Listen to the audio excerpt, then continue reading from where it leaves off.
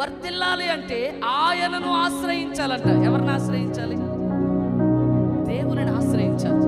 మనం ఎప్పుడు నరులను ఆశ్రయిస్తాం, మనుషులను ఆశ్రయిస్తాం, ఊర్లో పెద్దలను ఆశ్రయిస్తాం, మన ధనము, మన బలము, మన సంపద, లేకపోతే మనకు అది ఉంది ఇది ఉంది. నేను అంటాను, ఉగ్రత దినమందు ఏది నేను కాపాడుతావు?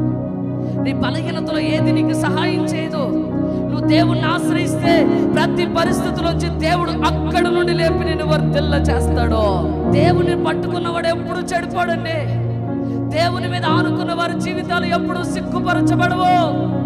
దేవుని నమ్మినోడు ఎప్పుడు ఎవరి దగ్గర తల దించవలసిన పరిస్థితులు ఉండవు. ఆమేన్. స్తోత్రం కలుగును గాక. హల్లెలూయా.